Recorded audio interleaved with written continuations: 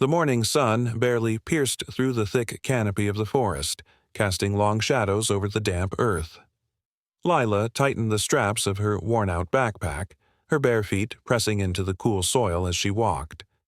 At 15, she had known nothing but hardship. Her mother's illness, the empty cupboards at home, and the whispers of the townsfolk who called her the girl from the shacks.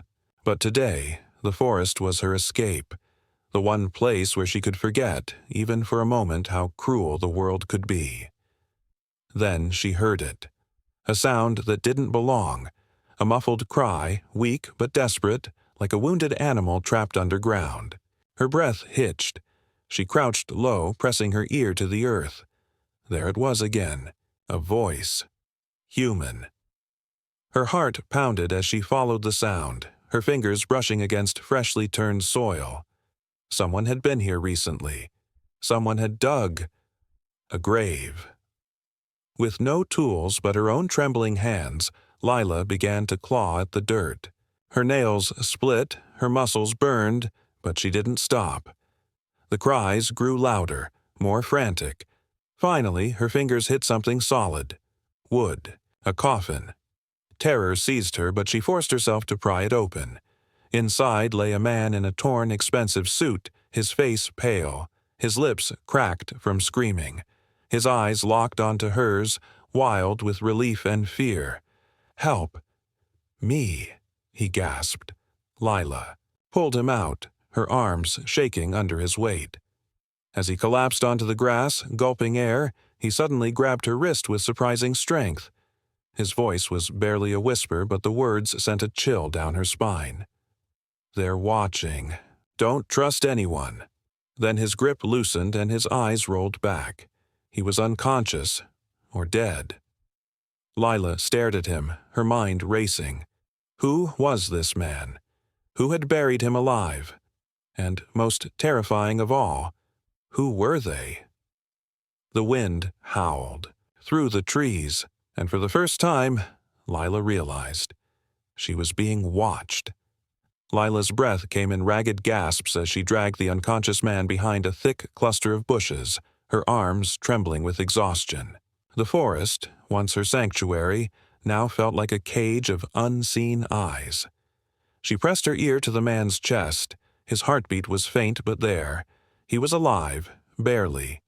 His expensive suit was caked in dirt, his face bruised, and his fingers bore deep cuts, as if he had fought desperately before being sealed inside that coffin.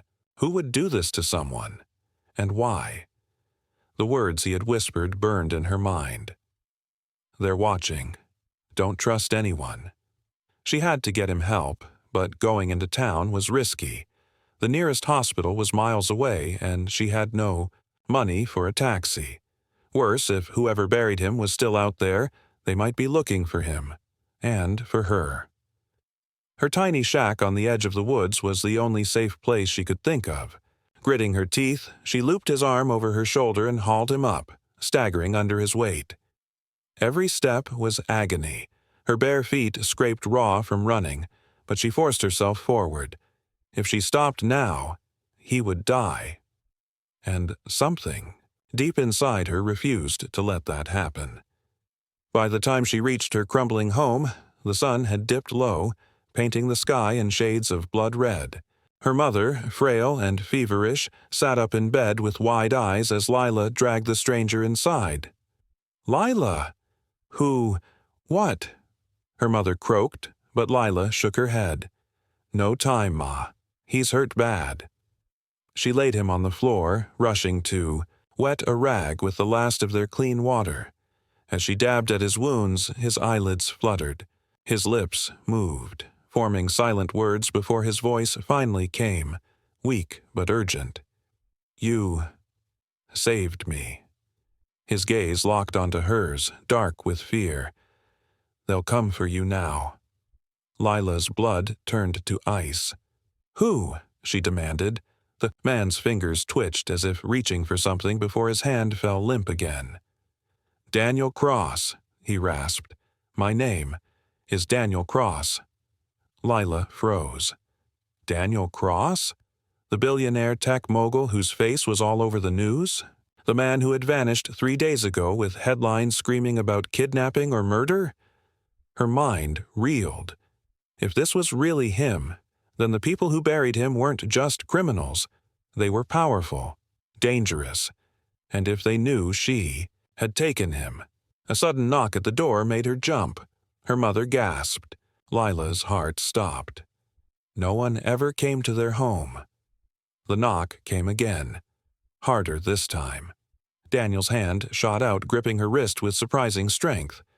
His voice was a terrified whisper. "Don't. Open. It." Outside, a deep voice called, "Lila, we know you're in there." Her breath caught. They knew her name. Lila's entire body locked in terror as the voice outside the door echoed again, this time sharper, impatient. The walls of their tiny shack felt like they were closing in, the air thick with the scent of damp wood and fear. Daniel's grip on her wrist tightened, his nails digging into her skin, his eyes wide with warning. Her mother, weak as she was, clutched the thin blanket to her chest, her face pale with confusion and dread. The knocking turned into pounding, each thud like a hammer against Lila's ribs. How did they find us? She hadn't told anyone. She had dragged Daniel through the woods unseen, hadn't she, unless they had been following her the whole time. The man outside spoke again, his voice slick with false kindness. "Lila, we just want to talk. Open the door." She didn't recognize the voice, but the way he said her name, like he already owned it, made her stomach twist. Daniel's whisper was barely audible, his lips barely moving. "Back window. Run." Lila's eyes darted to the small grimy window at the rear of the shack. It led to the dense thicket behind their home, a place where even the bravest hunters rarely ventured. But could she leave her mother? Before she could decide, the pounding turned violent, the door rattling on its hinges. Her mother's voice was a trembling whisper. "Go!" Lila's heart shattered. She couldn't leave her, but if she stayed, they'd all die. With a final, desperate glance at her mother, she grabbed Daniel's arm and hauled him up, half dragging him toward the window. He was weak, barely conscious, but the adrenaline pushed them both forward. The door splintered behind them as she shoved Daniel through the window, then scrambled after him, thorns tearing at her skin as they crashed into the underbrush. The last thing she heard before the forest swallowed them was her mother's voice, sharp with defiance. Then silence. They ran. Branches whipped at Lila's face, her bare feet slamming against roots and rocks. But she didn't stop. Daniel stumbled, his breath ragged, but she yanked him forward. "Keep moving," she hissed. Somewhere behind them, shouts erupted. Flashlights cut through the trees. They were being hunted. Daniel suddenly pulled her to a stop, his eyes wild. "They'll kill us if they catch us," he gasped. "But I know where we can go." Lila stared at him. "Where?" His voice was a breathless whisper. "The old mill. It's abandoned, but there's something there, something they don't know about." Before she could ask, a gunshot cracked. Through the air. Too close. They ran again, deeper into the woods, toward a place that might be their only hope, or their final grave. The old mill loomed ahead like a skeletal hand clawing out of the earth, its broken windows staring blindly into the night as Lila and Daniel stumbled toward it, their breaths ragged and their bodies trembling with exhaustion. The gunshot, still, rang in Lila's ears, a terrifying reminder that death was just steps behind them, and the forest, once her refuge, had become a labyrinth of shadows hiding unseen hunters. Daniel's steps grew heavier, his face slick with sweat, his wounds reopening as he leaned against her, his strength fading fast. "Inside," he gasped, his voice barely audible over the howling wind. The mill's door hung crooked on its hinges, the wood rotten and splintered, but it was the only shelter they had. Lila kicked it open, the sound like a gunshot in the silence, and they collapsed onto the dusty floor, the air thick with the scent of mold and rust. For a moment they lay there, gulping in air, listening for footsteps. But the night was eerily quiet. Too quiet. Leela's pulse hammered in her throat as she forced herself up, her eyes scanning the darkness. Moonlight spilled through the broken roof, casting jagged silver lines across the decaying machinery. "Why here?" she whispered, turning to Daniel. His face was pale, his breathing shallow, but his eyes burned with urgency. "Because they don't know about this place," he said, his voice hoarse, "and because what's hidden here is the only thing that can stop them." He struggled to sit up, wincing as he pressed a hand to his bleeding side. "There's a safe, under the floorboards near the back wall." Lila's heart pounded as she crawled toward the spot he'd indicated, her fingers scraping against the warped wood until she felt it, a loose plank. She pried it up, her nails breaking against the stubborn wood, and beneath it, hidden in the dirt, was a small metal box, its surface dull with age. She dragged it out, her hands shaking as she turned it over. There was no lock, just a simple latch. When she opened it, the contents made her breath catch. A stack of documents, a USB drive, and a photograph of a woman who looked eerily familiar. Lila's hands trembled as she lifted the photo, the edges brittle with time. The woman in it had her same dark eyes, her same stubborn tilt of the chin. "Who is this?" she whispered, though some part of her already knew. Daniel's voice was quiet, heavy with something like grief. "Your mother. Before she got sick. Before she hid you from them." Lila's vision blurred. "What are you talking about?" Daniel's next words sent the world tilting beneath her. "Because she wasn't just your mother, Leela. She worked for me, and what she knew, what you were never supposed to find out, is why they buried me alive." Outside, a twig snapped. They weren't alone. The sound of footsteps outside the mill sent a jolt of terror through Lila's body. They had been found, and this time, there was nowhere left to run. Daniel's hand clamped over her mouth before she could gasp, his eyes wide with warning as he pressed them both flat against the grimy floor, his breath hot and panicked against her ear. The beam of a flashlight sliced through the darkness, sweeping across the rotting walls, illuminating clouds of dust that swirled like ghosts in the stale air. Lila's heart hammered so violently she was certain the men outside could hear it, her fingers digging into the cold metal of the safe box still clutched in her grip. The documents inside felt heavier now, their secrets pulsing like a living thing, and the photograph of her mother, young, fearless, so unlike the frail woman wasting away in their shack, burned against her skin. The footsteps paused just outside. The broken door, and a voice, rough with impatience, growled, "Check inside. If they're here, put a bullet in the girl. Cross is worth more alive." Lila's blood turned to ice. They wanted her dead. Not just silenced, erased. Daniel's grip on her tightened, his body coiled like a spring, ready to lunge, to fight. But he was weak, bleeding, and outnumbered.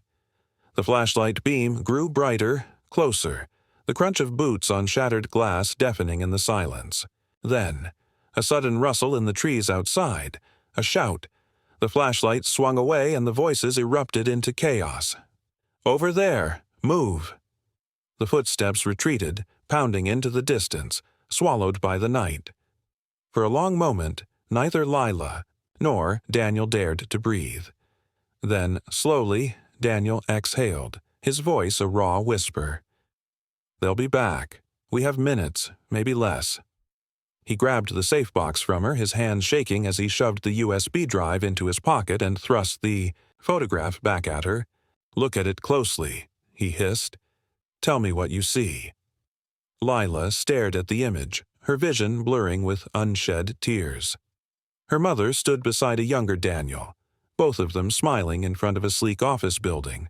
Her mother's arm linked with his like they were more than colleagues, like they were family. And then she saw it. The logo on the building's glass doors. Cross Dynamics. The same company Daniel owned. The same company his partners had used to bury him alive. Daniel's next words shattered her world. She wasn't just my employee, Lila. She was my sister, and you—" His voice broke. "You're my niece." Outside, an engine roared to life. They were out of time. The engine's growl outside the mill deepened into a snarl, tires spitting gravel. As the vehicle skidded to a stop, and Lila knew whoever had been hunting them wasn't leaving without blood. Daniel's revelation still rang in her skull like a struck bell. "You're my niece." But there was no time to process it, no time to scream or demand answers, because the world outside was erupting into chaos. Shouts, the metallic click of guns being loaded, the crunch of boots storming toward the mill's entrance. Daniel grabbed her arm, his fingers biting into her skin, and yanked her toward the back wall where the floorboards sagged with rot. "There's a tunnel," he rasped, his voice frayed with pain. "From the mining days. It leads to the river." He pried up a loose plank, revealing a yawning mouth of darkness beneath, the air rushing up damp and thick with the scent of wet earth. Lila hesitated, her pulse thrashing. She'd heard stories about the old tunnels, how they collapsed on wanderers, how the river drowned those who got lost. But the alternative was a bullet. A shadow filled the mill's doorway. A man's silhouette backlit by headlights, his rifle raised. Daniel didn't wait. He shoved Lila into the hole. She fell, her scream stifled by the thunder of gunfire above her, the bullets splintering the wood where she'd just been standing. Her knees hit dirt, her palms scraping against rough stone as the tunnel swallowed her. Daniel landed beside her with a grunt, his breath coming in wet, ragged gasps. He'd been hit. She could smell the blood before she saw it, dark and slick, against his side. "Keep moving," he choked out, shoving her forward. The tunnel was narrow, the ceiling so low they had to crawl, the walls pressing in like they wanted to bury them alive all over again. Behind them, the shouts turned furious, a flashlight beam stabbing into the tunnel's entrance. They'd be followed. They'd be caught. Lila clawed forward, her mind screaming louder than her muscles. Her uncle, her mother, the lies of her entire life. The safe box's contents burned against her back where she'd stuffed them into her waistband, proof of something she couldn't yet face. The tunnel sloped downward, the air growing colder until the sound of rushing water drowned out the hunters behind them. Then, suddenly, the ground vanished. The tunnel spat them out into the river. Icy water swallowed Lila whole, the current yanking her under, flipping her like a doll.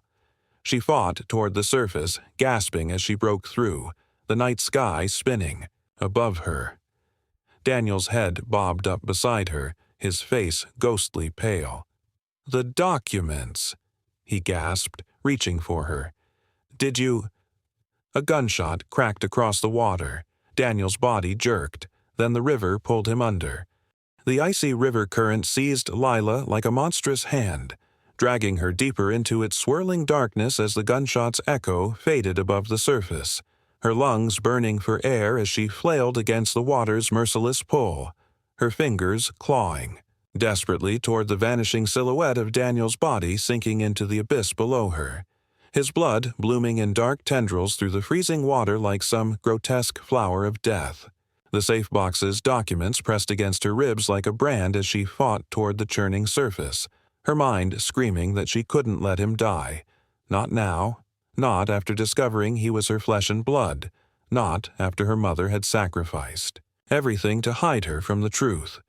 Breaking through the water with a gasp that tore at her throat, Lila spun wildly in the current, the river's roar drowning her shouts for Daniel as the shadow of the mill loomed on the bank where their hunters would surely be waiting, where they'd finish what they started. Something brushed her leg beneath the water, fabric, fingers, and she plunged back under without thought, her eyes stinging as she groped through the murk until her hands found Daniel's collar, his body terrifyingly limp as she hauled him upward, with strength she didn't know she possessed, her muscles shrieking in protest as the river fought to claim them both. They broke the surface just as the current swept them around a bend, the mill vanishing behind them, but Daniel wasn't breathing, his face a ghastly blue in the moonlight, the bullet wound in his shoulder still leaking life into the dark water. Lila hooked an arm around his chest and kicked toward the nearest bank, her tears mixing with the river as she begged him to hold on, to wake up, to tell her more about the mother she'd never really known, about the family that had been stolen. From them both, when her feet finally touched slick river stones, she dragged Daniel onto the mud with a sob, her hands trembling as she pressed them to his chest, remembering the CPR lessons she'd learned from a tattered library book, counting compressions. As the night birds screamed in the trees above them, as if mourning the tragedy unfolding below, just as her arms began to give out, Daniel's body convulsed, water spewing from his lips as he rolled onto his side with a groan that was the most beautiful sound Lila had ever heard, his bloodied fingers immediately fumbling for the documents. Still miraculously wedged in her waistband, his voice a broken rasp. "They can't. No. You have this." Before his eyes rolled back again, his body shutting down from shock and blood loss. Layla pressed her forehead to his, her whisper fierce, with promises she didn't know how to keep. "I'll make them pay. For you. For Mom. For everything." In the distance, the wail of approaching sirens cut through the night. Someone had heard the gunshots, but as Lila crouched over her uncle's broken body in the mud, clutching the proof of a conspiracy that had already taken too much from her, she knew the real battle was just beginning, and the girl who had once been nobody, who had lived in shadows and hunger, was ready to burn their whole world down. Subscribe and press the bell icon so that you never miss the amazing video.